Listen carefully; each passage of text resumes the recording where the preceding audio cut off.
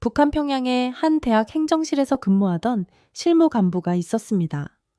수십 년간 체제에 충실하게 살아온 평범한 공무원이었죠. 그런데 어느 날 업무 중 우연히 발견한 한 장의 문서가 그의 인생을 송두리째 바꿔놓았습니다. 그 문서에는 김여정의 이름과 함께 충격적인 내용이 담겨 있었거든요. 문서를 본 순간부터 그 주변에는 수상한 일들이 벌어지기 시작했고, 동료는 갑자기 사라졌으며 가족들까지 감시받기 시작했습니다. 결국 그는 생존을 위해 극단적인 선택을 할 수밖에 없었죠. 과연 그 문서에는 어떤 비밀이 숨겨져 있었을까요? 저는 북한의 평양 김일성 종합대학 산하 연구행정실에서 실무간부로 일했던 박정훈입니다. 지금부터 제가 왜 목숨을 걸고 북한을 떠날 수밖에 없었는지, 그 진짜 이유를 말씀드리겠습니다. 평범한 업무를 하던 중이었습니다. 저는 사무실에서 서류 정리 업무를 하고 있었어요. 행정실 책임자가 제게 폐기예정 자료들을 분류해서 소각 목록을 만들라고 지시했거든요. 별로 특별할 것 없는 일상적인 업무였죠. 그런데 두꺼운 서류 더미를 뒤지던 중에 이상한 문서 하나를 발견했습니다. 다른 일반 행정 문서들과는 완전히 다른 느낌이었어요. 표지에는 특별 감시 대상자 분류 지침이라는 제목이 적혀 있었고, 시범안이라는 표기도 함께 있었습니다. 더 놀라운 건 발신처였어요. 평소 저희 부서로 오는 문서들은 대부분 교육성이나 대학 본부에서 오는 것들이었는데, 이 문서는 노동당 선전선동부 명의였습니다. 저희 같은 하급 행정부서에서는 거의 볼 수 없는 상급 기관의 문서였죠. 호기심이 생겨서 몇 페이지를 넘겨봤습니다. 그 순간 제 손이 떨리기 시작했어요. 문서 내용이 심상치 않았거든요. 대학생들과 젊은 간부들을 대상으로 한 분류 기준이 상세하게 나와 있었습니다. 특히 충격적이었던 건 감시 대상자 선별 기준이었습니다. 외화벌이 경험이 있거나 외국인과 접촉한 이력이 있는 사람들, 그리고 사상적으로 의심스러운 언행을 보인 사람들을 체계적으로 분류하는 내용이었어요. 제가 지금까지 본 일반적인 행정문서와는 차원이 다른 것이었죠. 더욱 놀라운 건 이 문서가 왜 제 책상에 있었냐는 것이었습니다. 분명히 잘못 들어온 문서였을 텐데 누군가 의도적으로 넣어둔 건지 아니면 정말 실수로 섞여 들어온 건지 알 수 없었어요. 하지만 한 가지 확실한 건 제가 보면 안 될 문서라는 것이었습니다. 문서를 다시 원래 자리에 넣고 평소처럼 업무를 계속했지만 마음이 편하지 않았어요. 계속 그 문서 내용이 머릿속에 맴돌았거든요. 집에 돌아가는 길에도 불안한 기분을 떨칠 수 없었습니다. 무언가 큰일이 벌어질 것 같은 예감이 들었죠. 그 문서를 본 순간부터 제 평범했던 일상이 완전히 바뀌기 시작했습니다. 아직은 몰랐지만 그 문서 때문에 저는 결국 모든 것을 버리고 목숨을 걸고 탈출해야 하는 상황에 놓이게 될 것이었어요. 다음날 아침, 출근해서도 그 문서가 계속 신경 쓰였습니다. 업무에 집중하려고 했지만 자꾸만 그 내용이 떠올랐어요. 결국 점심시간에 다시 한번 그 문서를 확인해 보기로 했습니다. 조심스럽게 문서를 꺼내서 더 자세히 살펴봤어요. 앞부분은 일반적인 지침서 형태였지만 뒷부분에 가면서 구체적인 내용들이 나왔습니다. 청년 재교육 대상자라는 분류가 특히 눈에 띄었죠. 그런데 문서 말미에서 정말 충격적인 것을 발견했습니다. 김여정의 이름으로 된 하달 문건 메모가 첨부되어 있었어요. 북한에서 김정은의 여동생인 김여정의 이름이 공식 문서에 나오는 경우는 흔하지 않았거든요. 메모 내용은 간단했지만 의미는 무거웠습니다. 대학 및 외화벌이 파견 경험이 있는 청년 중에서 이탈 사상 가능성이 있다고 평가된 대상자들의 목록과 기준을 구체적으로 명시하라는 지시였어요. 단순한 감시가 아니라 체계적인 분류 작업이었습니다. 더 놀라운 건 분류 기준의 세밀함이었습니다. 해외 체류 경험, 외국어 능력, 가족 중 탈북자 유무, 심지어 개인적인 성향까지 평가 항목에 들어 있었어요. 북한 당국이 얼마나 치밀하게 젊은 세대를 감시하고 있는지 알 수 있었습니다. 제가 특히 주목한 부분은 재교육 방식에 관한 내용이었습니다. 단순히 교화소에 보내는 것이 아니라 지방으로 파견 보내거나 직장을 바꾸는 방식으로 격리시키는 방법들이 구체적으로 나와 있었어요. 겉으로는 인사 발령처럼 보이지만 실제로는 감시와 통제를 위한 조치였던 거죠. 문서를 읽으면서 소름이 돋았습니다. 이런 기준으로 보면 저 역시 감시 대상에 포함될 수 있었거든요. 대학에서 근무하면서 외국 서적을 다루는 일이 많았고 해외 학술 자료도 접할 기회가 있었으니까요. 그때 갑자기 깨달았어요. 이 문서가 제 책상에 있었다는 것 자체가 이미 문제가 될 수 있다는 걸 말입니다. 누군가 저를 시험하는 건지 아니면 정말 실수로 섞여 들어온 건지 알 수 없었지만 위험한 상황이라는 건 분명했어요. 급하게 문서를 원래의 자리에 넣고 평소처럼 업무를 계속했지만 마음은 불안했습니다. 김여정의 이름이 들어간 문서를 봤다는 것만으로도 큰 문제가 될 수 있었거든요. 그 문서를 본 지 며칠이 지나면서 이상한 징조들이 나타나기 시작했습니다. 평소와 다른 분위기를 사무실에서 느낄 수 있었어요. 동료들의 시선이 어딘지 어색했고 대화도 예전만큼 자연스럽지 않았습니다. 가장 눈에 띄는 변화는 외부 인사들의 출입이 늘어났다는 것이었어요. 당 조직부에서 온 사람들이 며칠 연속 저희 부서에 나타났습니다. 공식적으로는 일반적인 업무 점검이라고 했지만 분위기가 심상치 않았죠. 학교 보위부 인원들도 자주 보였습니다. 평소라면 한 달에 한두 번 정도 볼까 말까 한 사람들이 거의 매일 사무실 주변을 돌아다녔어요. 제가 예민해진 탓일 수도 있었지만 분명히 뭔가 달랐습니다. 더욱 불안해진 건 동료 한 명의 갑작스러운 인사 발령 때문이었습니다.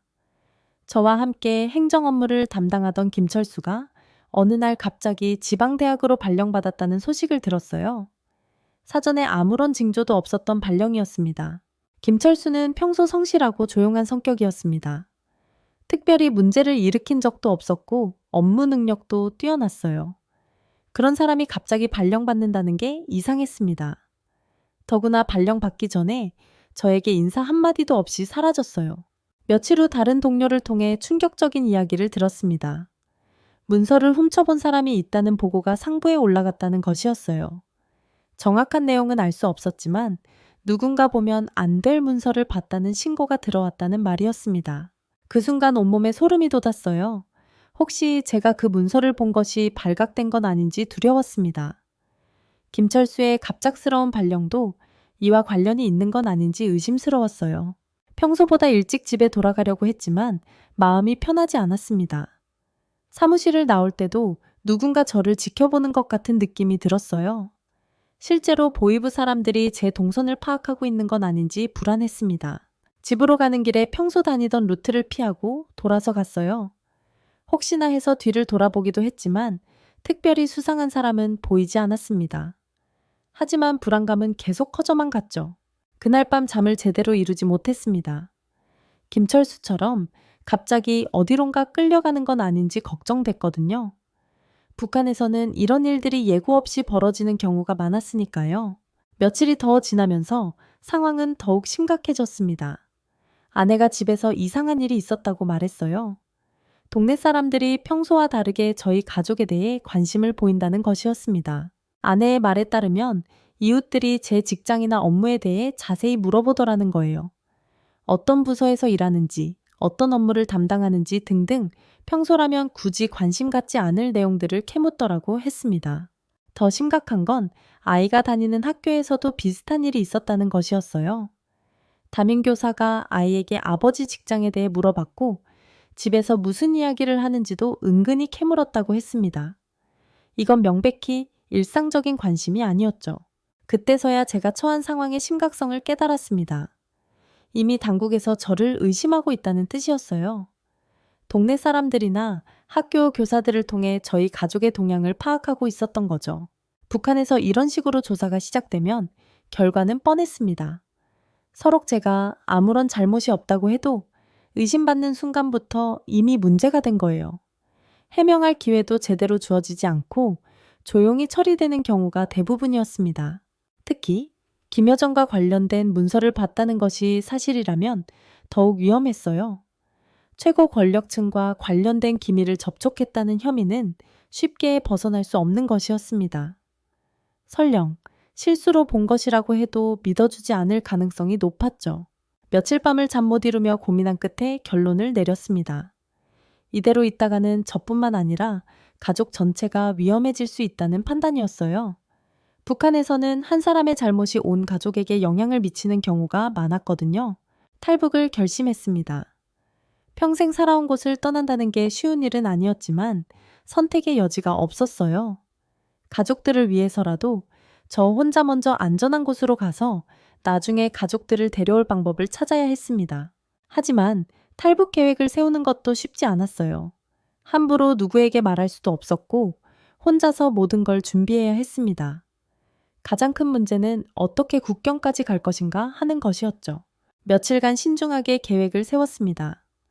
공식적인 이유를 만들어서 국경 지역으로 갈 수 있는 방법을 찾아야 했어요.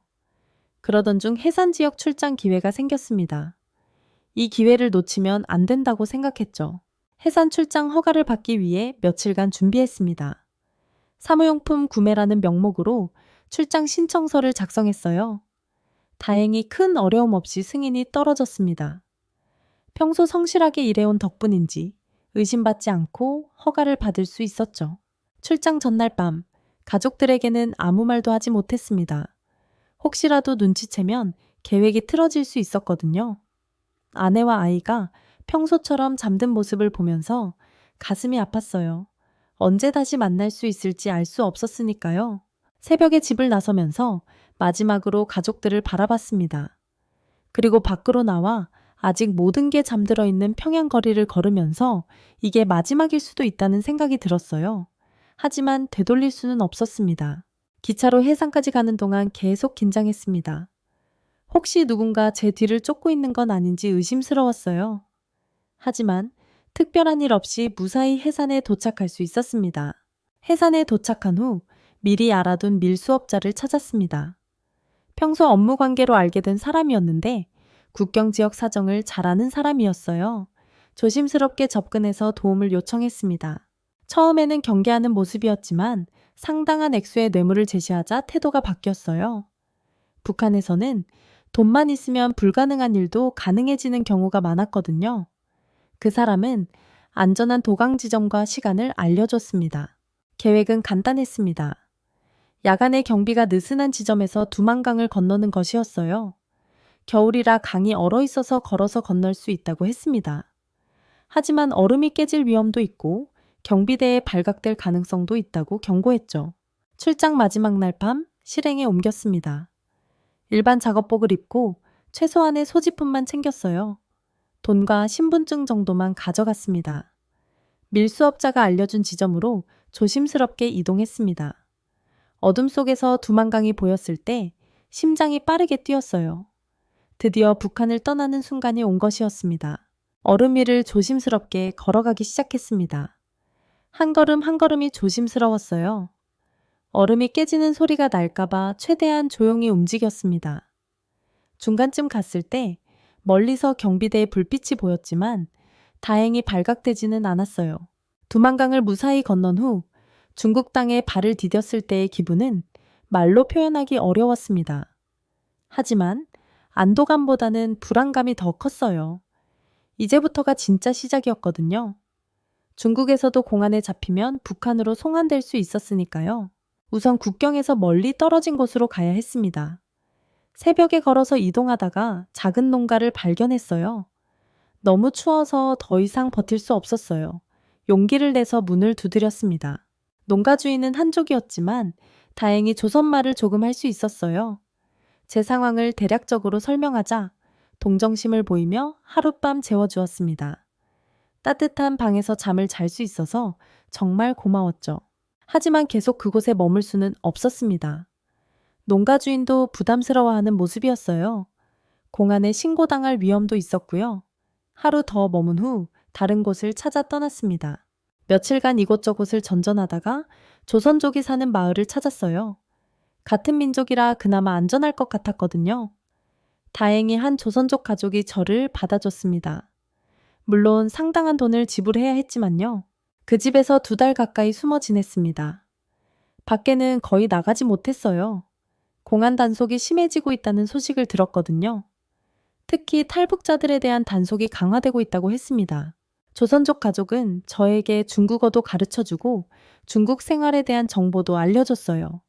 하지만 계속 중국에 머물 수는 없다는 것을 알고 있었습니다. 언젠가는 발각될 위험이 있었거든요. 그때 그 가족을 통해 브로커를 소개받았습니다. 동남아시아를 거쳐 한국으로 갈 수 있는 길을 알려주는 사람이었어요. 비용이 많이 들었지만 가장 안전한 방법이라고 했습니다. 브로커와 만나서 구체적인 계획을 세웠습니다. 중국에서 라오스로 이동한 후 다시 태국으로 넘어가는 경로였어요. 각 단계마다 위험이 있었지만 다른 선택의 여지가 없었습니다. 드디어 중국을 떠날 날이 왔습니다. 2달간 저를 숨겨준 조선족 가족에게 감사 인사를 하고 작별했어요. 그들의 도움이 없었다면 중국에서 살아남기 어려웠을 거예요. 라오스까지 가는 길은 험난했습니다. 대부분 야간에 이동해야 했고 검문소를 피해 돌아가는 경우도 많았어요. 며칠간 제대로 잠도 자지 못하고 이동했습니다. 라오스에 도착한 후에도 쉽지 않았습니다. 언어도 통하지 않았고 문화도 완전히 달랐어요. 하지만 한국으로 가기 위해서는 참아야 했습니다. 브로커의 도움으로 태국 국경을 향해 다시 이동했죠. 태국 국경을 넘는 과정도 위험했습니다. 정글을 통과해야 했는데 길을 잃을 뻔하기도 했어요. 하지만 브로커의 안내로 무사히 태국에 도착할 수 있었습니다. 그곳에서 한국 공관에 연락을 취했죠. 태국에 있는 한국 공관에서 저를 보호해줬습니다. 처음으로 안전하다고 느낄 수 있었어요. 몇 달간의 도망 생활이 끝나는 순간이었습니다. 공관 직원들이 친절하게 대해줘서 정말 고마웠죠. 한국행 절차를 밟는 동안 여러 가지 서류 작업을 해야 했습니다. 제 신원을 확인하고 탈북 경위를 설명하는 과정이었어요. 복잡했지만 자유를 향한 마지막 관문이라고 생각하고 참았습니다. 드디어 한국행 비행기에 탈 수 있게 됐습니다. 평생 처음 타보는 비행기였는데 설레기보다는 불안했어요. 정말 자유로운 땅에 갈 수 있는 건지 실감이 나지 않았거든요. 인천공항에 도착했을 때 국정원 직원들이 저를 맞이했습니다. 공항에서 바로 조사시설로 이동했어요. 본격적인 신원 확인과 조사가 시작되는 순간이었습니다. 조사 과정에서 제가 북한에서 본 문서에 대해 상세한 질문을 받았습니다. 특히 김여정의 이름이 들어간 문서에 대해서는 매우 자세히 물어봤어요. 제가 기억하는 모든 내용을 말씀드렸습니다. 하지만 저는 그 문서를 직접 가져오지 못했어요. 단지 봤다는 것뿐이었죠. 구체적인 증거가 없다 보니 조사관들도 아쉬워하는 모습이었습니다. 그래도 북한 내부 상황을 파악하는 데 도움이 된다고 했어요. 제가 근무했던 행정실의 구조나 업무 체계에 대해서도 많은 질문을 받았습니다. 북한의 대학 행정 시스템이 어떻게 돌아가는지 궁금해 했습니다. 최대한 자세히 설명하려고 노력했어요. 조사가 진행되면서 저에 대한 평가도 나왔습니다. 고위급 정보를 가진 인물은 아니지만 북한 내부 시스템을 잘 아는 실무급 인사라는 평가였어요. 참고 자료로는 충분히 가치가 있다고 했습니다. 1달 정도의 조사를 마치고 드디어 하나원으로 가게 됐습니다. 본격적인 한국 사회 적응 교육을 받을 차례였어요. 새로운 삶의 시작점에 서 있다는 생각이 들었습니다. 하나원에서의 생활은 새로운 경험이었습니다. 다른 탈북민들과 함께 생활하면서 각자의 사연을 들을 수 있었어요. 저와 비슷한 처지의 사람들이 많다는 걸 알게 됐습니다. 한국어 교육부터 시작해서 한국 사회의 문화와 제도에 대한 교육을 받았어요. 북한과는 완전히 다른 시스템이라 적응하기가 쉽지 않았습니다. 하지만 자유로운 사회에서 살 수 있다는 희망이 있어서 열심히 배웠습니다. 3개월간의 교육을 마치고 사회로 나왔습니다. 정부에서 지원해주는 정착금으로 작은 방을 얻고 새로운 생활을 시작했어요. 모든 게 낯설었지만 차근차근 적응해 나갔습니다. 자원봉사자의 소개로 지방의 작은 도시로 이주했습니다. 서울보다는 경쟁이 덜하고 생활비도 저렴해서 정착하기에 좋다고 했어요. 실제로 그곳 사람들은 저를 따뜻하게 받아주었습니다. 작은 회사에서 사무직으로 일을 시작했어요. 처음에는 서툴렀지만 북한에서의 행정 경험이 도움이 됐습니다. 동료들도 제가 열심히 일하는 모습을 보고 인정해줬어요. 몇 차례 강연 요청을 받기도 했습니다. 북한 실상에 대해 증언해달라는 것이었어요. 하지만 모두 정중히 거절했습니다. 아직도 북한 당국에 대한 두려움이 남아 있었거든요. 북한에서의 경험을 공개적으로 말하는 것이 부담스러웠어요. 혹시라도 북한에 있는 가족들에게 피해가 갈까봐 걱정됐습니다. 조용히 살아가는 것이 최선이라고 생각했죠. 지금은 평범한 직장인으로 살아가고 있습니다. 큰 꿈이나 야망은 없어요. 그저 자유롭게 살 수 있다는 것만으로도 감사합니다. 북한에서는 상상할 수 없었던 일상이니까요. 가끔 누군가 김여정에 대해 물어보면 짧게 대답합니다. 이미 다 준비는 되어 있을 거라고요. 북한 권력층의 치밀함을 직접 봤기 때문에 이런 말을 할 수 있는 거죠. 북한을 떠난 지 몇 년이 지났지만 아직도 그때의 기억이 생생합니다. 그 문서 하나 때문에 인생이 완전히 바뀌었어요. 하지만 후회하지는 않습니다. 자유로운 삶을 얻었으니까요. 김정은의 여동생 김여정을 호위하던 군인이 불과 몇 달 만에 배신자 꼬리표를 달게 되었습니다. 극도의 감시와 철통 보안을 뚫고 가족과 함께 목숨을 건 탈북 행렬에 뛰어든 이유는 대체 뭘까요? 해외 수행에서 엿본 자유의 세계가 그렇게 치명적이었을까요? 이 긴박한 탈북 스토리, 지금부터 여러분에게 펼쳐지려 합니다. 저는 평생, 정확히 말하면 제가 태어난 순간부터 김씨 일가를 우러러보고 오직 충성을 다하는 것만이 제 삶의 전부라고 배워왔습니다. 여러분이 뉴스나 탈북민 증언을 통해 어느 정도는 알고 계시겠지만 북한에서는 수령을 신처럼 떠받들고 모든 개인의 삶은 국가와 당을 위해 존재해야 한다고 가르칩니다. 저 역시 그런 교육 아래서 자랐고 가족 전체가 충성스러운 가문이라는 인정을 받기 위해 노력해왔습니다. 제 아버지도 군에서 복무하셨고 저 역시 군사 분야의 엘리트 코스를 밟았습니다. 특수부대에서 차출되어 호위총국으로 올라갔을 때만 해도 제 삶은 정말 빛나 보였고 세상 그 무엇과도 비교할 수 없는 영예라고 생각했습니다. 그렇게 김여정을 가까이에서 경호하게 됐는데 사실 그 자리에 오르는 것은 쉽지 않은 일이었습니다. 철저한 검증 과정을 거쳐야 했고 가문 배경이나 사생활 조사, 정치사상 학습, 체력 무술 훈련 등 끝이 없었습니다. 정밀 검증에서 단 한 번의 오점이라도 나오면 그대로 탈락이었으니까요. 저도 무사히 통과해서 호위총국 내에서도 핵심 축에 들어갔을 때는 이제 내 인생이 평양 최고봉을 찍었구나 싶었습니다. 그 시절에는 자부심도 대단했습니다. 혹여 결혼을 해서 가정을 꾸린 뒤에도 늘 우리 수령님과 그 가족을 지키는 건 곧 제 삶의 이유라는 굳건한 신념을 안고 살았습니다. 그러다 시간이 흐르고 북한 내부 상황이 조금씩 달라지면서 저도 모르게 마음 한구석이 삐걱거리기 시작했습니다. 사실 이런 감정을 밖으로 드러내는 건 목숨을 거는 일이나 마찬가지였기에 그저 속으로 묻어두고 살았지요. 그런데 예상치 못한 일이 벌어졌습니다. 김여정을 중심으로 경호 인력 재편이 이뤄지면서 기존에 있던 인력 중 일부를 지방으로 전근 보내는 조치가 내려졌습니다. 그 리스트에 제 이름이 올라가 있을 줄은 정말 꿈에도 몰랐지요. 처음에 그 소식을 들었을 때 내가 뭘 잘못했나 아니면 내가 덜 충성했나 하는 생각이 머릿속을 휘몰아쳤습니다. 주위에서는 아무도 이유를 정확히 말해주지 않았습니다. 그냥 위에서 정한 일이니 따르라 라는 명령만 떨어졌고 저는 순식간에 평양 중심을 떠나 지방 근무지로 내려가게 되었습니다. 저는 그때부터 마음이 조금씩 무너져 내리기 시작했습니다. 한평생 충성을 다하면 당연히 끝까지 예우받을 거라고 믿었는데 돌아온 것은 지방 근무뿐이었죠. 세간에는 그저 충원 재배치라고 했지만 사실상 중심부에서 한 발 밀려났다라는 의미였습니다. 그렇게 지방으로 내려가니 생활 여건도 평양에 비해 훨씬 열악했습니다. 특히 가족이 따라오고 싶어 하지 않더군요. 아내도 어쩔 수 없이 따라왔지만 아이는 훨씬 답답해하며 마땅히 갈 곳도 놀 곳도 없어 했습니다.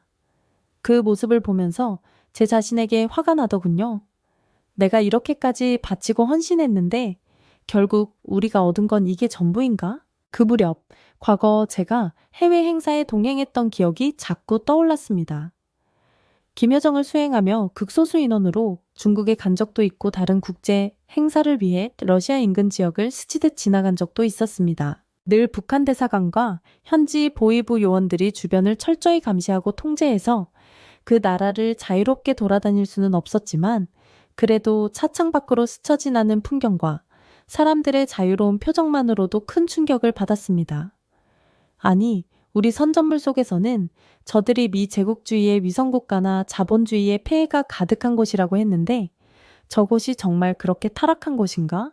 하고 의문이 들기 시작했지요. 더군다나 남한에 대해서는 제가 교육받은 내용과는 달리 실제로는 훨씬 발전된 모습이라는 소문이 내부에 은밀히 돌고 있었습니다. 그걸 전해 듣고 제 마음에는 이 체제에 대한 의문이 서서히 커져만 갔습니다. 그리 길지 않은 지방 생활이었습니다만 그 기간 동안 제 의심은 확신으로 바뀌어갔습니다. 더는 내가 몸바쳐 지킬 만한 가치가 있을까?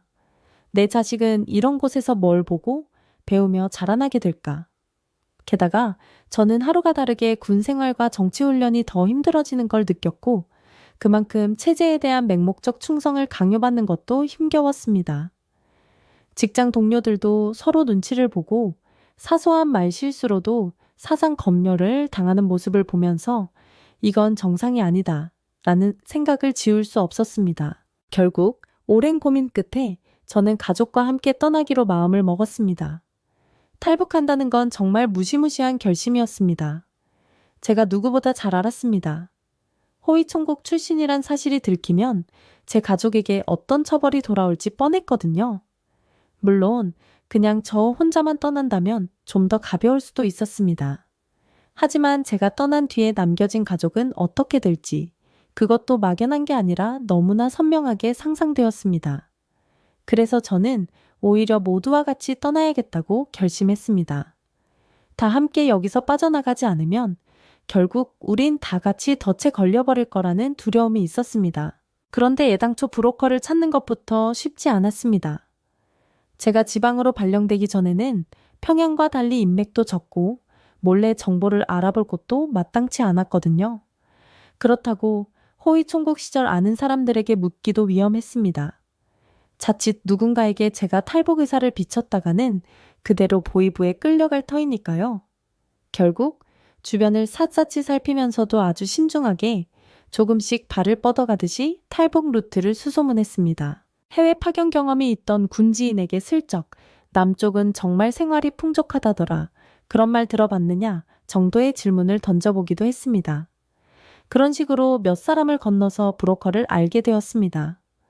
물론 브로커가 진짜냐 가짜냐, 날 속여서 보위부에 넘기는 간첩은 아닐지 이런 의심이 꼬리에 꼬리를 물었지만 더 늦추면 기회가 없겠다는 절박함에 결국 연락을 취하게 되었습니다. 브로커는 중국으로 넘어가는 길이 가장 먼저라 했습니다.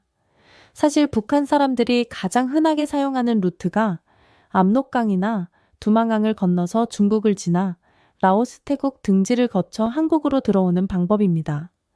이건 저도 알고 있었습니다. 문제는 브로커에게 주어야 할 돈이나 이동 과정에서 만날 수 있는 수많은 위험이었습니다. 호위총국 출신이니까 군사훈련을 받아서 몸은 단련되어 있다 해도 가족까지 데리고 움직이는 건 전혀 다른 문제였습니다. 아내와 아이가 소리 없이 걷고 모르는 사람들과 밤길을 헤매야 한다는 것이 두렵고도 미안했습니다. 하지만 이대로 살면 아이 미래가 없다는 확신이 계속 저를 몰아갔습니다. 그렇게 우리는 어느 추운 계절에 국경지대로 이동했습니다. 북중 접경은 사시사철 삼엄한 감시가 펼쳐지는데 제 경험으로 봤을 때 겨울철 얼어붙은 강을 건너는 편이 그나마 확률이 높다는 판단이 섰습니다. 사실 생명을 걸어야 하는 일이었지요. 브로커가 준비했다는 연락을 받자마자 제가 지방에서 또 다른 지역으로 파견 근무를 가야 한다는 거짓 보고서를 올리고 외출증을 만들어냈습니다. 그리고 가족을 데리고 야간 열차에 올랐습니다. 북한의 열차 사정은 매우 열악해서 이틀씩 운행이 중단되거나 예고 없이 멈추기도 했습니다. 다행히 시간을 맞춰 접경 지역으로 갔고 그곳에서 브로커가 마련한 은신처에 숨어서 며칠을 기다렸습니다. 아빠, 우리 여기서 왜 이렇게 숨어 있어요? 이제 정말 남쪽으로 가는 거예요? 저희 아이가 물어올 때마다 저는 그저 미소를 지어 보이고 조금만 버티면 더 따뜻한 곳으로 갈 거야. 맛있는 것도 많이 먹을 수 있어. 하고 달래주었습니다. 아내는 예민해진 신경을 애써 가라앉히며 새벽에 혹시 밖에서 소리가 나면 아이를 꼭 끌어안고 숨죽여 있었습니다. 여러분도 상상하시겠지만 그 순간의 공포와 긴장감은 말로 다 표현할 수 없습니다. 드디어 브로커가 정한 날 밤, 우리는 어둠 속에서 살금살금 압록강 쪽으로 이동했습니다. 그날은 날씨가 엄청 추웠는데 덕분에 강이 꽁꽁 얼어붙어 있었습니다. 저기만 건너가면 중국이야. 브로커가 손짓하자 우리는 뛰는 가슴을 부여잡고 얼어붙은 강판 위를 조심스럽게 건넜습니다. 다행히 순찰대는 보이지 않았고 어두운 밤이라 CCTV를 피하기에 나쁘지 않은 타이밍이었습니다. 저는 한 손으로 아이의 손을 꼭 잡고 또 한 손으로 아내를 부축하며 걸어갔습니다. 발밑에서 얼음 깨지는 소리가 날까 두려워서 숨도 제대로 못 쉬겠습니다.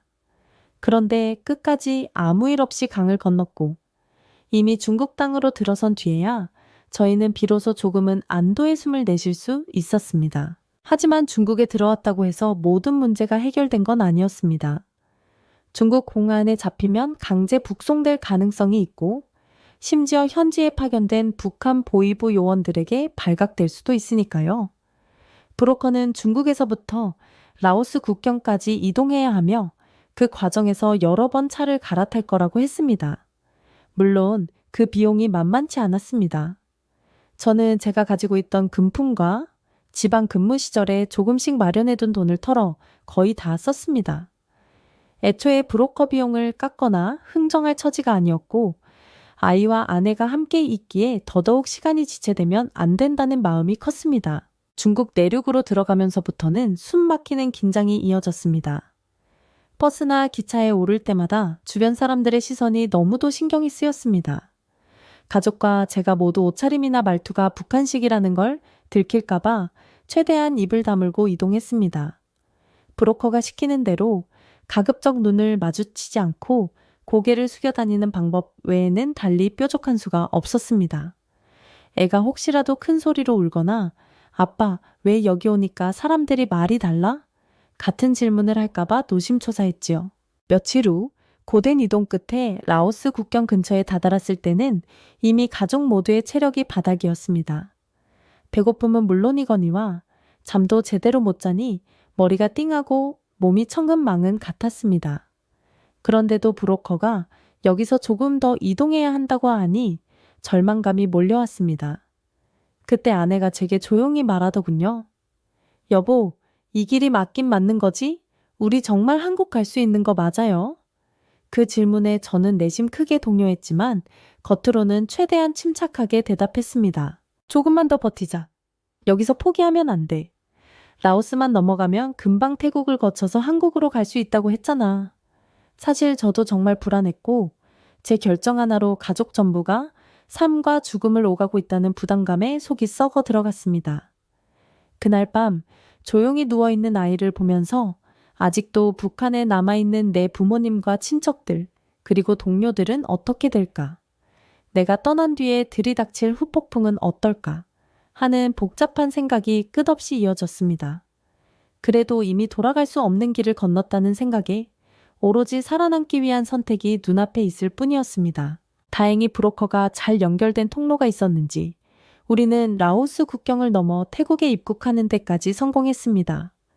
그 과정에서 때로는 돈을 더 요구받기도 했고 라오스에서 일시 체포되어 조사받을 위험도 있었지만 최악의 사태 없이 넘어왔습니다. 사실 그동안 제가 호위총국 출신이라는 사실은 숨겨야 했습니다. 브로커도 그건 어디 가서 절대 말하지 말라고 신신당부했고 저도 굳이 드러낼 생각이 없었습니다. 혹여라도 북한 측 요원들이 그 정보를 캐치하면 더 집요하게 저를 쫓아올 테니까요. 결국 태국에서는 한국 대사관의 도움을 받아 정식으로 한국행을 결정하게 되었습니다. 그때의 심정은 말로 다 표현하기 힘듭니다. 두려움, 희망, 죄책감, 설렘 등이 한꺼번에 뒤섞여 제 마음이 천갈래 만갈래로 찢기는 것 같았습니다. 그렇게 우리는 비행기를 타고 한국 땅을 밟게 되었습니다. 공항에 도착하는 순간 정말 이게 꿈인지 현실인지 실감이 나지 않았습니다. 이제 내가 진짜 북한이 아닌 남한 땅에 도착했구나. 제 마음 한구석에는 끝이 아니다. 앞으로 한국 정부가 우리를 심사하고 조사하고 정착 교육도 받아야 한다는 사실을 알고 있었기에 긴장이 계속됐습니다. 하지만 또 동시에 살았다라는 안도감이 어깨를 훅 내려앉게 만들더군요. 저와 아내는 서로 손을 꼭 잡고 제가 어깨 너머로 아이 머리를 쓰다듬으며 속삭였습니다. 우리 여기까지 왔어. 조금만 더 힘내자. 그 후 일정 기간 저희는 보호시설에서 조사를 받았습니다. 제 신분과 가족관계, 왜 탈북했는지, 북한에서 어떤 일을 했는지 등등. 호위총국 경력은 당연히 중요한 정보였고 한국 정부도 신중하게 접근했습니다. 사실 이 부분 때문에 여러 번 면담을 했습니다. 제가 잘못하면 스파이로 오해를 살 수도 있으니까요. 하지만 제 진심과 상황을 낱낱이 밝혔고 다행히 한국 당국도 이를 받아들여 주었습니다. 물론 그 과정이 결코 쉽지만은 않았습니다. 제가 말할 수 있는 부분, 말하기 꺼려지는 부분, 그리고 북한 내부 정보를 얼마나 털어놓느냐에 따라 저와 가족의 안전이나 미래가 결정되는 면이 있었으니까요. 그래도 저는 모든 걸 다 이야기해야 한다고 마음먹었습니다. 이미 체제에 등을 돌리고 나왔으니 숨길 이유가 없었지요. 하나원에 들어가서 정착 지원 프로그램을 받는 동안 우리는 한국어 발음부터 지하철 타는 법, 전기 사용법, 은행 업무, 스마트폰 사용에 이르기까지 새로운 문화를 익혀 나갔습니다. 이때 주변 탈북민들과도 꽤 친분이 생겼는데 그들도 저처럼 힘든 여정을 거쳐온 분들이니 서로 의지가 되었습니다. 그리고 무엇보다 아이가 교육과정을 시작했는데 한국어 발음을 훨씬 빨리 배우고 새로운 친구도 사귀면서 무척 즐거워했습니다. 여기서 저는 묘한 감정이 들었습니다. 이 아이가 북한에서 태어나 자랐는데 남한에서 더 행복해한다. 여기가 정말 우리 아이에게 더 나은 곳이라면 나는 그저 감사해야 할 일 아닌가 하고 말이죠. 하나원에서 나온 뒤 처음으로 자유롭게 밖을 돌아다닐 수 있게 되었을 때 우리는 놀이공원을 찾아갔습니다.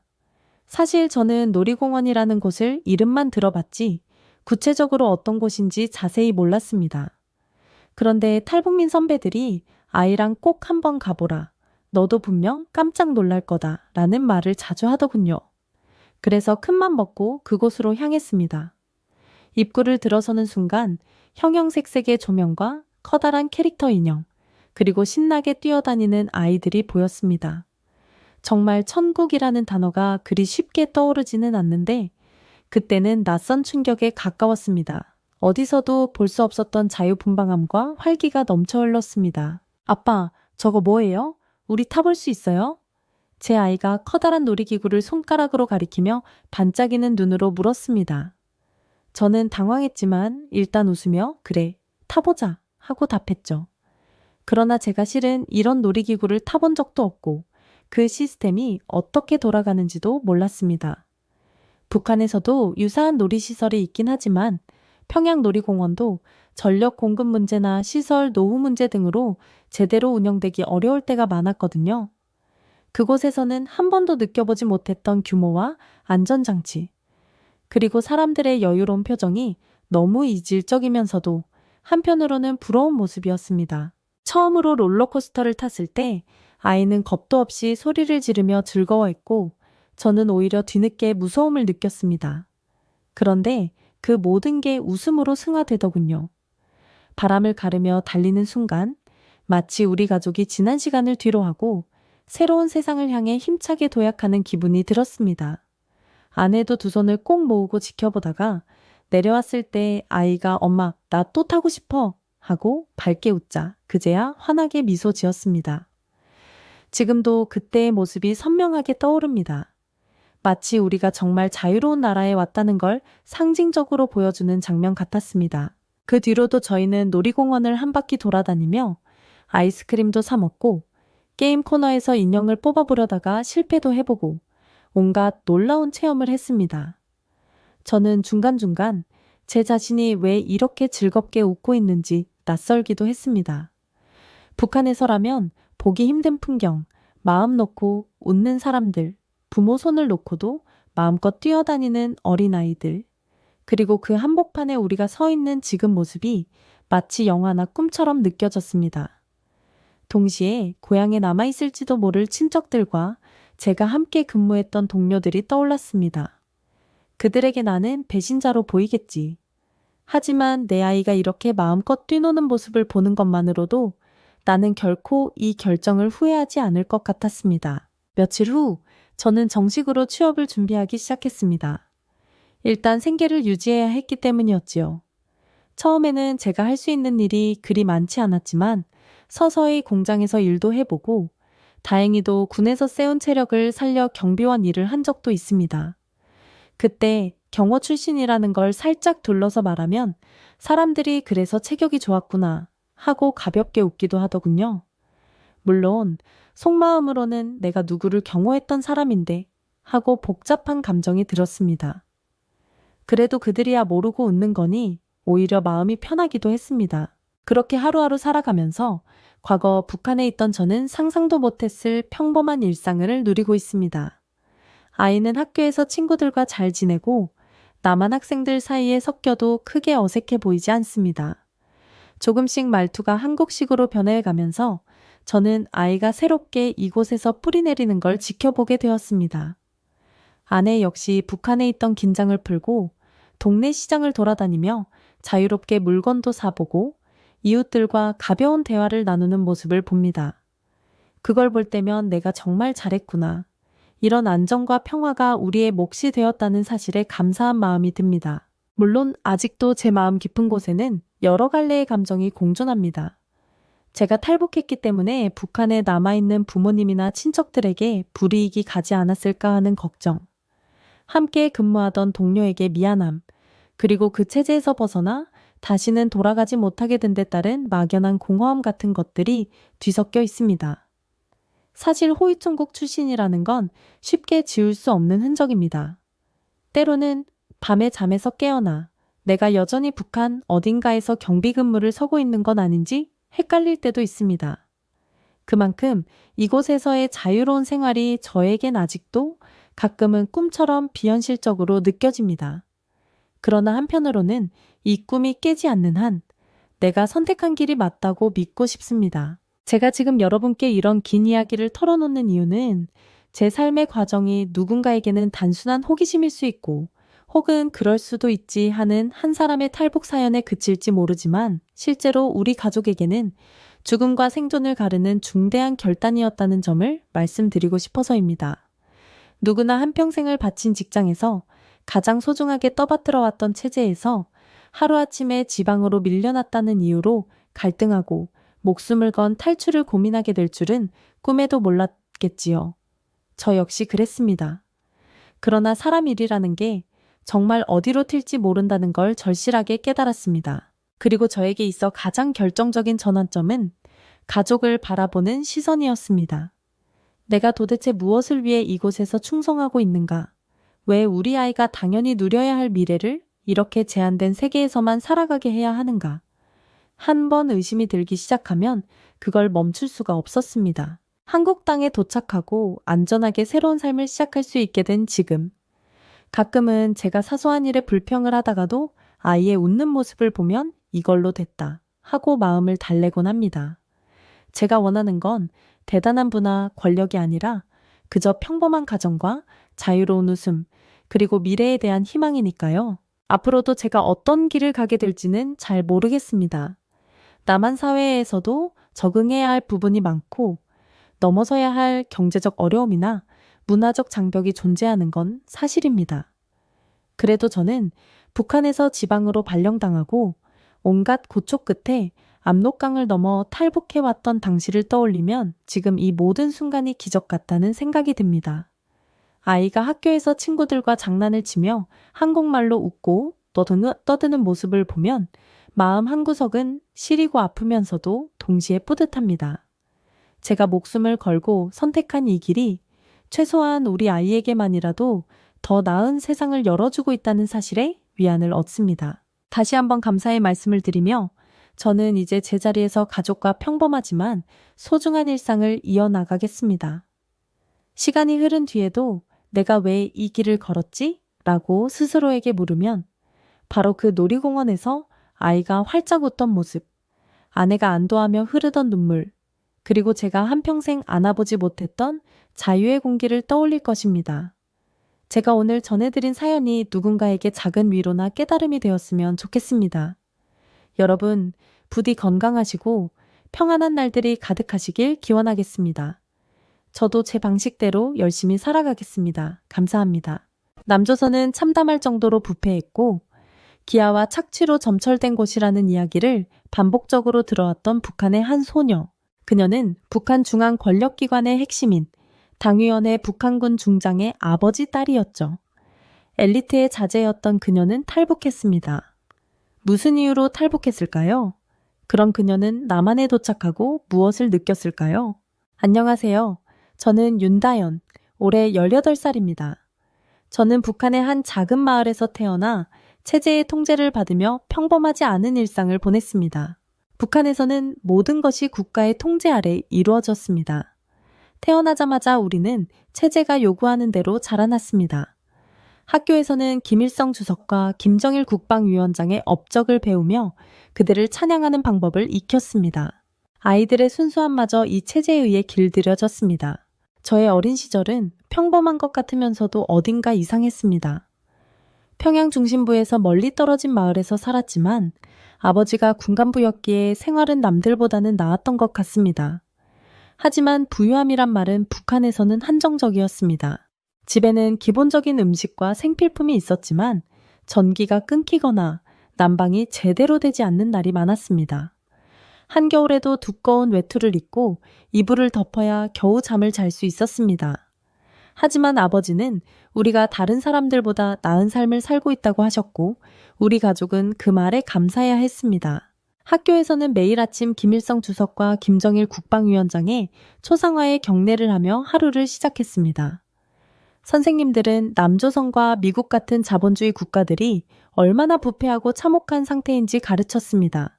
특히 남조선은 기아와 착취로 점철된 곳이며 그곳 사람들은 매일 굶주림과 고통 속에서 살아간다고 배웠습니다.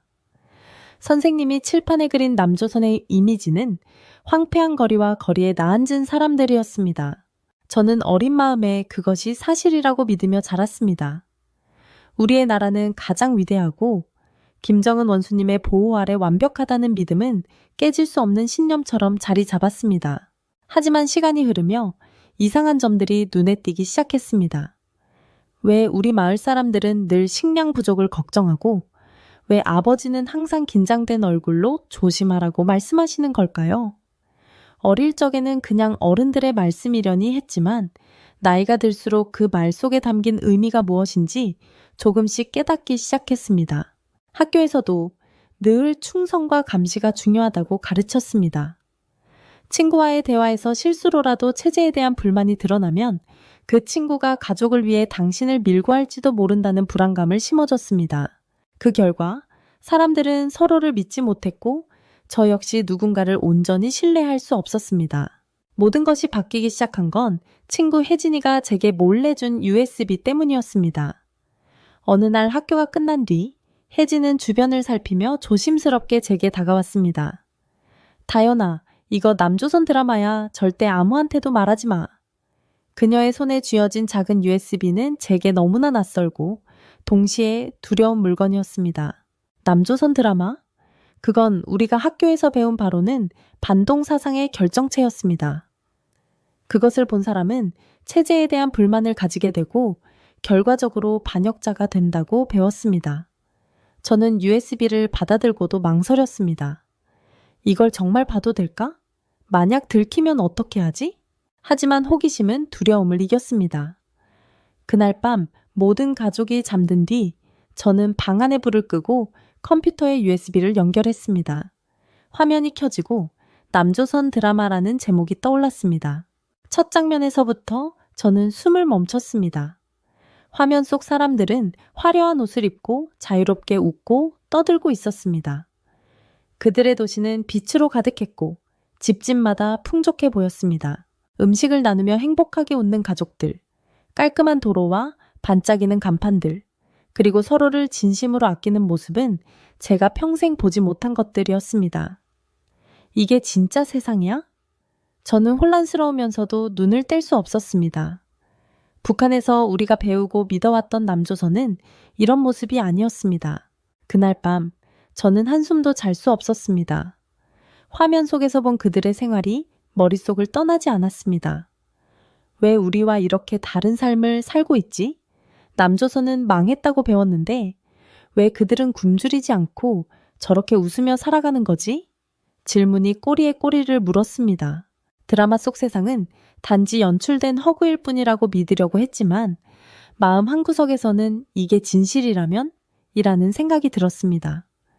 그날 이후 제 마음속에는 남조선에 대한 동경과 함께 체제에 대한 의문이 자리 잡았습니다. 하지만 저는 그 USB를 본 것이 단순한 호기심 이상의 문제를 야기할 거라는 사실을 몰랐습니다. 며칠 뒤 혜진이 학교에 나오지 않았습니다. 처음에는 단순히 아픈 것이라고 생각했지만 시간이 지나면서 소문이 돌기 시작했습니다. 혜진이네 가족이 반동분자로 몰렸대. 사람들은 더 이상 말하지 않았습니다.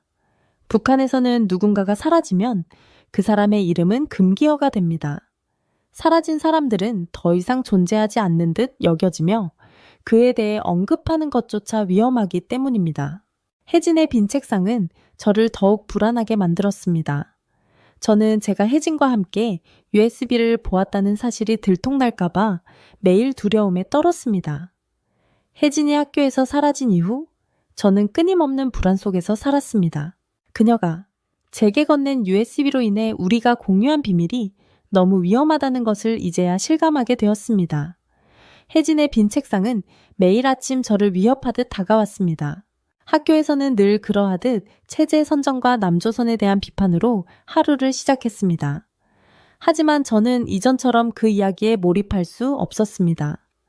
선생님이 칠판에 적는 글자 하나하나가 마치 날카로운 칼날처럼 제 마음을 찔렀습니다. 남조선은 부패와 기아로 얼룩진 곳이다. 우리 인민은 원수님의 은혜 아래 평화롭고 자랑스러운 삶을 살고 있다. 이 말들이 도저히 믿기지 않았습니다. USB 속 화면에서 본 남조선의 모습은 밝고 자유로웠습니다. 도로 위를 달리던 자동차들, 반짝이는 상점들, 그리고 환하게 웃는 사람들. 저는 무엇이 진실인지 혼란스러웠습니다. 그 혼란은 점점 더 심해졌습니다. 아버지의 부하 김철수가 저희 집에 자주 들르기 시작했기 때문입니다. 그는 늘 아버지와 긴 대화를 나눴지만 그 과정에서 종종 저를 주시하곤 했습니다. 한 번은 식사 중에 그가 저를 뚫어지게 바라보며 말했습니다. 윤다연, 요즘 뭐 이상한 거 본 적 없어? 그의 목소리는 차갑고 딱딱했습니다. 저는 순간적으로 몸이 얼어붙었습니다. 마음속에서는 그 USB가 떠올랐고 숨이 막혀오는 기분이 들었습니다. 하지만 최대한 침착하게 고개를 저으며 대답했습니다. 아니요, 그런 일은 없어요. 그는 잠시 저를 지켜보다가 웃음기 없는 얼굴로 시선을 거두었습니다. 하지만 그의 눈빛은 저를 의심하고 있다는 걸 명백히 보여주고 있었습니다.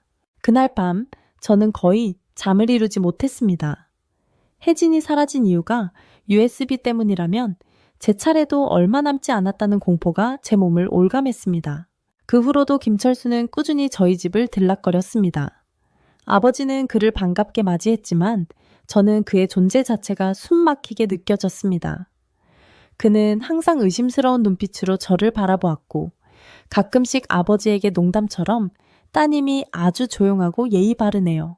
하지만 요즘 애들이 위험한 짓을 하는 경우도 많습니다. 라고 말했습니다. 그 말은 명백히 저를 겨냥한 것이었습니다. 며칠 후 아버지의 얼굴이 심각하게 굳어있는 것을 보았습니다. 김철수와의 대화 이후였습니다. 다연아, 요즘 학교에서 무슨 일 없었지? 라는 아버지의 질문에 저는 단순히 고개를 저으며 네, 아무 일 없어요 라고 대답했습니다.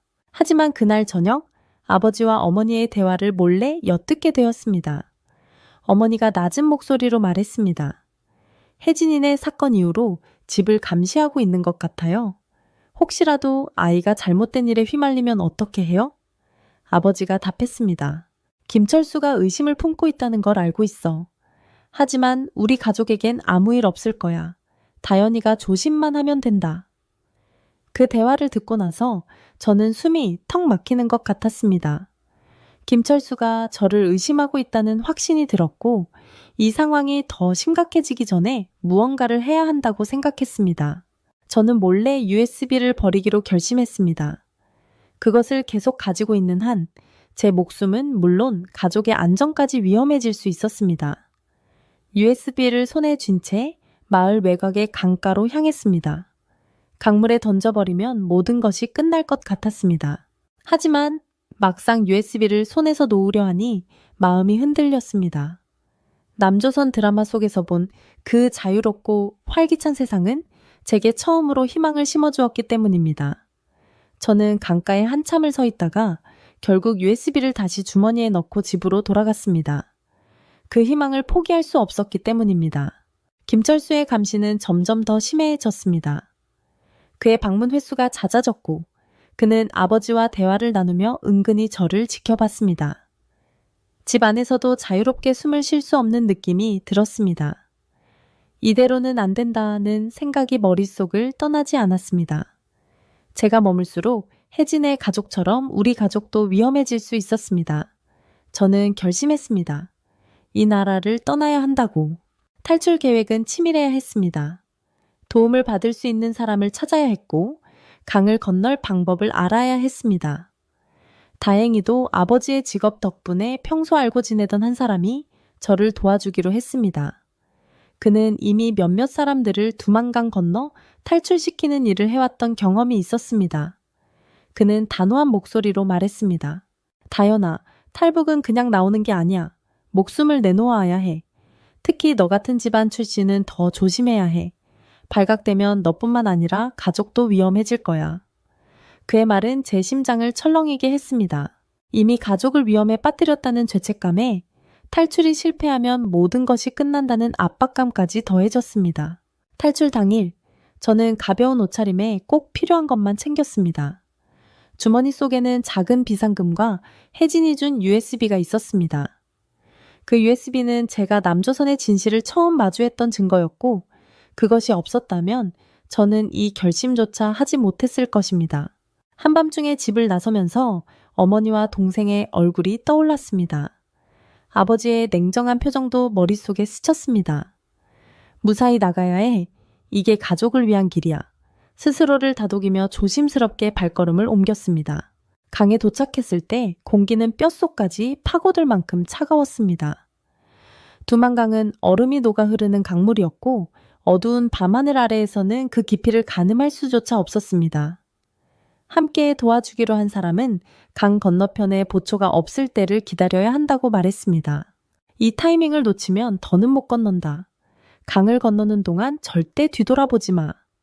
물살이 강하니까 몸을 최대한 낮추고 앞으로만 나아가. 그 순간 심장이 미친 듯이 뛰었습니다. 저는 한 발짝을 내디딜 때마다 발각될까봐 숨조차 제대로 쉴 수 없었습니다. 강물은 차갑다 못해 살을 내는 듯 했고 물살은 예상보다 더 거셌습니다. 몇 번이고 물에 빠질 뻔했지만 이를 악물고 앞으로 나아갔습니다. 군인들의 불빛이 멀리서 어른거리는 것을 보며 발각되지 않기를 기도했습니다. 온몸이 떨렸지만 저는 여기서 멈추면 죽는다 라는 생각만으로 움직일 수 있었습니다. 강을 건넌 후 처음으로 발을 디딘 중국 땅은 낯설면서도 안전하다는 느낌을 주었습니다. 하지만 그것도 잠시뿐이었습니다. 중국에서 탈북자는 어디서든 위험에 처할 수 있다는 사실을 금세 깨달았습니다. 저를 도와준 사람은 북송될 위험이 높은 곳에서는 오래 머물 수 없다고 경고했습니다. 이곳은 완전히 안전하지 않아. 다음 단계로 넘어가야 해. 그는 중국에서도 저를 도와줄 사람을 소개해 주었습니다. 중국에서의 생활은 끝없는 도망의 연속이었습니다. 북한의 감시망은 중국에서도 제법 강했고 저는 항상 발각될까봐 두려워해야 했습니다. 작은 마을의 임시 거처에서 머무는 동안에도 창밖에서 들려오는 낯선 소리에 온몸이 긴장되곤 했습니다. 북송된 탈북자들이 겪는 끔찍한 이야기들을 들으며 저는 절대 발각되지 않아야 한다는 결심을 굳게 다졌습니다. 중국의 선교사님을 만난 것은 제게 기적 같은 일이었습니다. 그는 제게 도움의 손길을 내밀며 태국과 라오스를 거쳐 한국으로 가는 여정을 계획해 주었습니다. 태국과 라오스를 거치는 과정은 끊임없는 고난의 연속이었습니다. 배를 타고 걸어서 그리고 때로는 숨죽여 숨어야 하는 여정은 끝이 없을 것 같았습니다. 배고픔과 피로 그리고 언제든 붙잡힐지 모른다는 공포는 저를 한계로 몰아넣었습니다. 하지만 한국에서의 새로운 삶을 꿈꾸며 저는 끝까지 버틸 수 있었습니다. 이 여정의 마지막 단계는 비행기를 타고 한국으로 입국하는 것이었습니다. 비행기에 올랐을 때 저는 아직도 믿을 수 없었습니다. 창문 밖으로 펼쳐진 풍경이 한국에 가까워지자 마음속에서 감정이 터져 나왔습니다. 여기가 내가 새롭게 시작할 곳이야. 한국 공항에 발을 디뎠을 때 저는 깊은 숨을 내쉬며 새로운 삶을 다짐했습니다. 한국에 도착한 첫날은 잊을 수 없는 경험으로 가득 찼습니다. 비행기에서 내리며 보았던 공항의 풍경은 제가 북한과 중국에서 겪었던 모든 것과 완전히 달랐습니다. 인천공항의 밝고 깨끗한 조명, 분주하게 움직이는 사람들, 그리고 선명하게 들려오는 방송 소리까지 모든 것이 현실감 없이 다가왔습니다. 저는 한동안 멍하니 서서 주변을 둘러봤습니다. 정말로 내가 여기까지 온 건가? 라는 생각이 머리를 가득 채웠습니다. 처음으로 한국 정부 관계자들을 만난 순간도 선명히 기억납니다. 그들은 따뜻하게 저를 맞아주었고 저를 차로 안내하며 친절히 질문을 던졌습니다. 오느라 힘들었죠? 앞으로 편안히 지내면서 필요한 건 언제든 말하세요. 그들의 친절함이 낯설었습니다. 북한에서는 공무원이나 군인은 항상 명령과 통제의 상징이었기 때문입니다. 누군가가 나를 위해 이토록 세심히 신경 써주는 것은 생전 처음 느껴보는 일이었습니다. 임시 숙소로 향하는 차 안에서 저는 창밖을 내다보며 한국의 풍경을 바라보았습니다. 도시의 불빛들은 끝없이 이어졌고 고층 건물들이 밤하늘을 찌를 듯 서 있었습니다. 북한에서는 이런 풍경을 상상조차 할 수 없었습니다. 특히 전기가 끊겨 어둡기만 했던 북한의 겨울밤과는 대조적으로 여기에서는 밤이 어둡지 않았습니다. 전기 사용이 당연하게 느껴지는 이 나라에서 저는 마치 다른 세상에 온 것 같았습니다. 한국에서의 생활은 낯설고 새로운 경험의 연속이었습니다. 탈북민들을 위한 정착 지원 프로그램은 제가 한국 사회에 적응할 수 있도록 돕는 데 초점이 맞춰져 있었습니다. 한국의 역사와 문화를 배우는 시간은 제게 충격과 깨달음을 동시에 가져다 주었습니다. 북한에서 배운 역사는 철저히 왜곡된 것임을 알게 되었고 대한민국이 일제강점기와 한국전쟁을 거쳐 오늘날까지 이어온 자유와 발전의 역사를 처음 접하며 많은 생각이 들었습니다. 언어 또한 큰 도전이었습니다. 같은 한글을 사용하지만 북한과 남한의 말투와 표현은 꽤 달랐습니다. 처음에는 간단한 대화조차 어렵게 느껴졌지만 한국어 교실에서 선생님과 다른 탈북민들과 함께 공부하며 점차 적응해 나갔습니다. 북한에서는 사용하지 않던 단어들을 배우고 한국 사람들이 흔히 사용하는 표현들을 익히는 과정은 쉽지 않았지만 그 모든 것이 흥미롭고 재미있었습니다. 프로그램이 끝난 후 저는 새로운 환경에서의 생활을 시작했습니다. 무엇보다도 기억에 남는 것은 처음으로 쇼핑을 갔던 날이었습니다. 대형마트는 제가 북한에서 접해본 어떤 상점과도 달랐습니다. 식료품부터 옷, 가전제품까지 모든 것이 한 곳에 모여 있었고 사람들은 카트를 밀며 자유롭게 물건을 고르고 있었습니다. 저는 이 광경에 압도되었습니다. 북한에서는 배급을 받거나 제한된 물품을 시장에서 비싼 가격에 사야 했기에 이렇게 풍족한 물건이 있다는 것은 상상조차 할 수 없었습니다. 특히 과자 코너에서 저는 멈춰 설 수밖에 없었습니다. 선반마다 색색의 포장지가 반짝이고 있었고 수십 가지의 과자가 정렬되어 있었습니다. 직원이 필요한 거 있으세요? 라고 물어볼 때 저는 그저 머리를 저으며 그냥 구경 중이에요 라고 답했지만 속으로는 이 모든 것이 너무나 신기하고 믿기지 않았습니다. 한국에서의 생활이 점차 안정되어 가던 중 저는 고등학교에 입학하게 되었습니다. 북한에서는 교육이 철저히 체제 선전 중심으로 이루어졌기에 자유롭고 개방적인 한국의 학교는 저에게 또 다른 도전이자 새로운 시작이었습니다. 처음 교문을 넘어서며 보았던 학생들의 밝은 표정과 자유롭게 대화하는 모습은 낯설면서도 부러웠습니다. 과연 나도 저들처럼 자연스럽게 어울릴 수 있을까? 라는 생각이 머릿속에서 떠나지 않았습니다. 교실 문을 열고 들어가자 담임 선생님이 저를 학생들에게 소개해 주셨습니다. 오늘부터 우리 반에서 함께할 윤다연 학생입니다. 다들 잘 도와주고 친해지길 바랍니다. 선생님의 따뜻한 목소리가 들렸지만 제 마음은 긴장감으로 가득했습니다. 학생들이 저를 보며 박수를 쳤지만 저는 어떻게 반응해야 할지 몰라 어색하게 고개만 끄덕였습니다. 북한에서는 학교 친구들조차 감시의 대상이 될 수 있었습니다. 그래서 누군가와 친해지는 것이 너무도 어렵게 느껴졌습니다.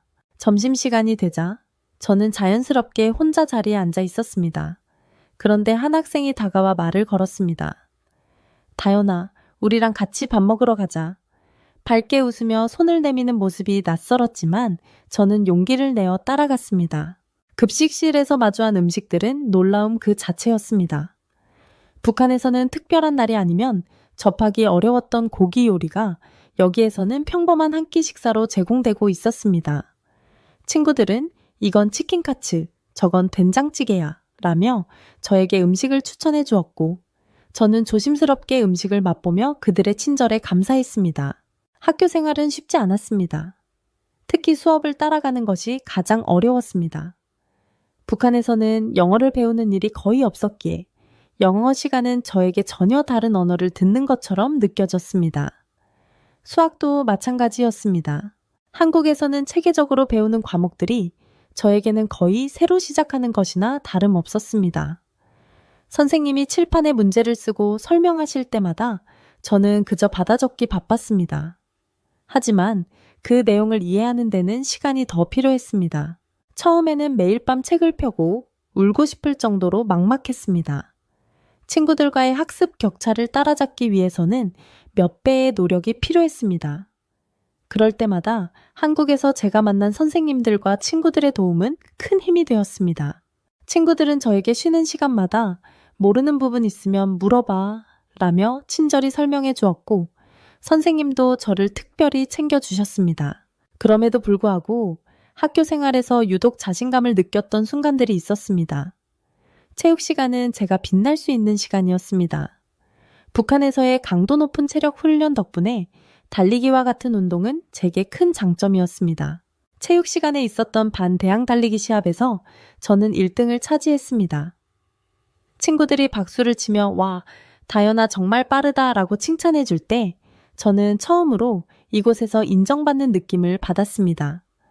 북한에서의 훈련이 이렇게 긍정적인 결과로 이어질 수 있다는 것이 신기했습니다. 이후로 체육 시간은 제가 친구들과 더 가까워지는 계기가 되었습니다. 줄다리기나 축구 같은 단체 종목에서도 저의 활약은 친구들에게 좋은 인상을 남겼습니다.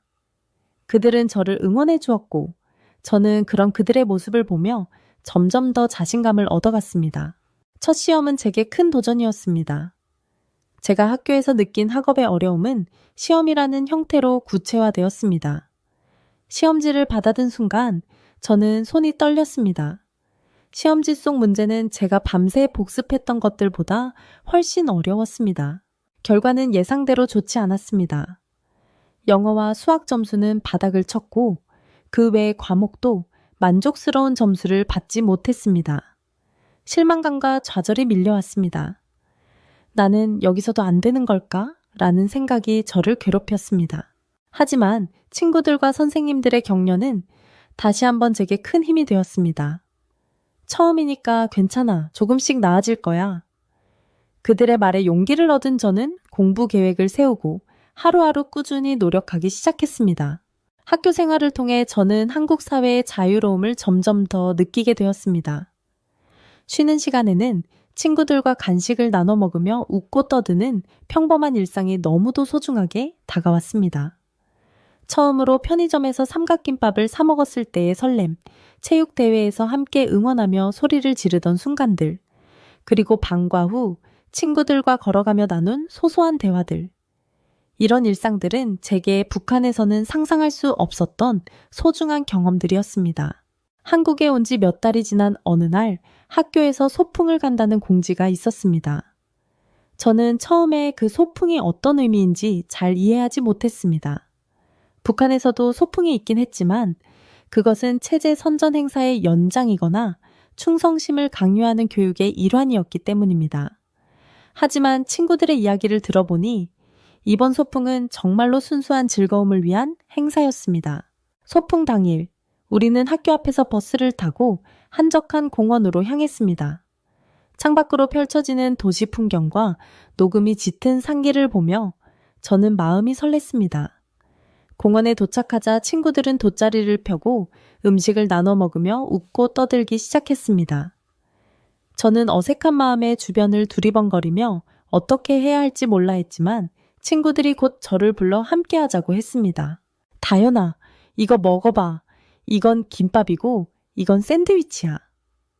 친구들이 건네준 음식을 받아들며 저는 그들의 배려와 따뜻함에 감동했습니다. 북한에서는 배급으로 나눠지는 소량의 음식을 서로 나누는 것이 흔치 않았고 배고픔은 일상적인 일이었기에 이렇게 마음껏 음식을 즐길 수 있다는 사실이 믿기지 않았습니다. 저는 공원 한편에서는 사람들이 자전거를 타는 모습을 보며 한동안 그 모습을 지켜봤습니다. 저의 모습을 본 친구들은 저를 데리고 자전거 대여소로 갔고 자전거를 빌려 타보자고 했습니다.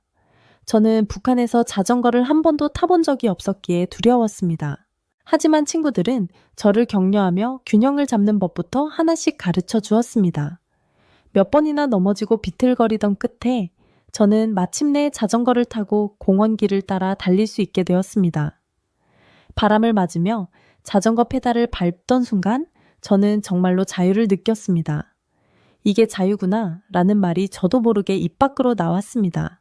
소풍 후에도 친구들과의 관계는 점점 깊어졌습니다. 저는 친구들이 보여주는 작은 친절에 감동하고 그들과 함께 나누는 대화 속에서 웃음과 위로를 얻었습니다. 한 번은 시험 공부로 모두가 스트레스에 빠져 있던 날, 은지라는 친구가 제게 농담을 던지며 이렇게 말했습니다. 다현아, 우리 이거 다 끝나고 치킨 파티 하자. 그럼 공부한 보람이 있잖아. 그 말에 저도 모르게 웃음이 터졌고 그 웃음은 저를 가볍게 만들어 주었습니다. 북한에서는 시험이 체제 선정과 충성심을 증명하는 도구였지만 이곳에서는 성취와 협력이 더 중요하다는 것을 깨달았습니다. 어느 화창한 날 친구들과 함께 영화를 보러 갔던 기억도 잊을 수 없습니다. 대형 스크린과 웅장한 음향은 북한의 간이극장에서 본 체제 선전 영화와는 비교할 수 없었습니다. 친구들과 팝콘을 나눠 먹으며 저는 화면 속 이야기에 몰입했고 영화가 끝난 뒤 함께 나눈 감상은 더 큰 즐거움을 안겨줬습니다. 그날 저는 친구들에게 제가 북한에서 봤던 영화 이야기를 들려줬습니다. 북한에서는 영화가 항상 체제 선전이었어. 주인공도 국가를 위해 희생하는 영웅이었고 사랑 이야기 같은 건 상상도 못했지. 친구들은 충격을 받은 표정으로 제 이야기를 들었고 그 후로 더 자주 저에게 북한에서의 삶에 대해 물어보곤 했습니다. 어느 날 담임 선생님이 저를 부르셨습니다. 다현아, 앞으로 어떤 꿈을 가지고 있는지 생각해 본 적 있니? 라는 질문이 제 마음속 깊이 새겨졌습니다. 꿈이란 단어는 저에게 무척 낯설었습니다. 북한에서는 꿈이나 목표를 이야기할 때 개인의 성취보다는 체제를 위한 충성심이 강조되었습니다. 좋은 간부가 되어 나라를 빛내야 한다는 것이 유일한 목표로 주어졌던 사회에서 개인의 목표를 고민할 기회조차 없었던 저로서는 선생님의 질문이 충격적이었습니다. 그날 이후 저는 진지하게 제 미래를 고민하기 시작했습니다. 처음에는 제게 무엇이 가능한지조차 알 수 없었기에 많은 시간을 친구들과 선생님들과 이야기하며 제 관심사를 찾으려고 노력했습니다. 그러던 중 저는 탈북자로서의 경험이 저에게 가장 큰 자산이 될 수 있다는 것을 깨달았습니다. 북한에서의 삶과 탈출 과정에서 느낀 고통과 자유의 소중함을 많은 사람들에게 알리고 나와 비슷한 상황에 있는 사람들을 돕는 일을 하고 싶다는 생각이 들었습니다. 제가 목표를 정하게 된 계기 중 하나는 학교에서 열린 진로 탐색 프로그램이었습니다. 학생들은 각자 관심 있는 분야를 정해 발표를 준비했고 저는 탈북민들의 현실과 한국 사회에서의 적응 과정을 주제로 발표를 준비하기로 했습니다. 처음에는 떨리고 자신이 없었지만 친구들과 선생님들의 응원 덕분에 용기를 낼 수 있었습니다. 발표 준비는 결코 쉽지 않았습니다. 탈북 과정에서의 이야기를 정리하는 일은 저에게는 여전히 큰 감정적 부담이었기 때문입니다. 하지만 저는 북한에서의 삶과 탈출 과정을 하나씩 떠올리며 이야기를 풀어나갔습니다. 한국에서 만난 자유와 따뜻함, 그리고 그 과정에서 마주한 도전들을 기록하며 저는 제 경험이 단순히 개인적인 것이 아니라 더 큰 의미를 가질 수 있다는 것을 깨달았습니다. 발표 날, 저는 떨리는 손으로 마이크를 잡았습니다. 처음 몇 마디를 꺼내는데 시간이 걸렸지만 관중석의 친구들과 선생님들이 따뜻한 미소를 보내주는 것을 보고 용기를 얻었습니다.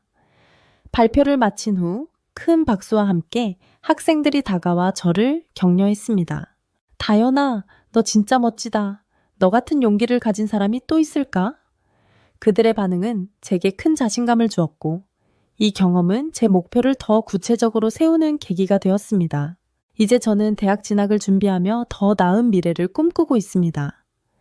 사회복지학을 전공해 탈북민들을 돕고 나아가 북한 주민들의 인권 개선에 기여하고 싶습니다. 제가 한국에서 배운 자유와 기회는 단순히 저만의 것이 아니라고 믿습니다. 저는 이곳에서 배운 것을 바탕으로 더 많은 사람들에게 희망을 전하고 싶습니다. 한국에서의 삶은 저에게 너무나 특별한 선물입니다. 저는 여기에서 매일 새로운 것을 배우며 자유로운 삶의 소중함을 느끼고 있습니다. 북한에서의 억압된 기억은 여전히 제 안에 남아있지만 그것은 제가 앞으로 나아가야 할 이유이기도 합니다. 저는 더 나은 내일을 꿈꾸며 제 이야기를 통해 더 많은 사람들에게 자유와 희망의 가치를 전하고 싶습니다. 그럼 오늘 이야기는 여기까지이고 이야기를 전해드렸던 저는 평양수첩 이현주였습니다. 구독과 좋아요는 저희 평양수첩에 아주 큰 힘이 된답니다. 그럼 감사합니다.